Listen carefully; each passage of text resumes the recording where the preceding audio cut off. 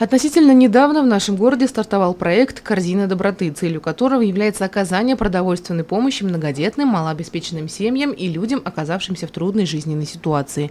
За последнее время было сделано 2 выемки продуктов из корзин доброты. Они переданы нуждающимся семьям. Еще одна акция – это у нас приурочена ко Дню инвалидов. Установлены накопители именно денежных средств, также в некоторых магазинах нашего города. И получается, мы 31 ноября проводим мероприятие для инвалидов.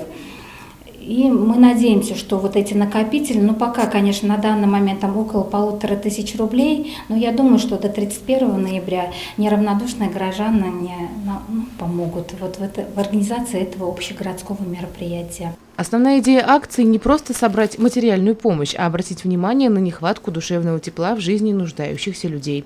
В ближайшее время ожидается благотворительное мероприятие в поддержку лиц без определенного места жительства. Сегодня Центр сотрудничает также с проектом «Вперед Сибай». В рамках данного взаимодействия планируется уделить особое внимание жителям поселка Туяляс. Мы очень тесно сотрудничаем с командой депутата Назарова.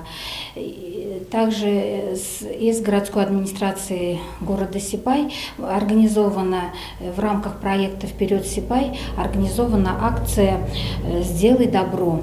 Делать добрые дела не так уж и сложно. Дать просящему или улыбнуться грустному от нас не убудет. И представьте, если каждый будет излучать это чувство в пределах своих возможностей, то и мир вокруг обязательно ответит добротой.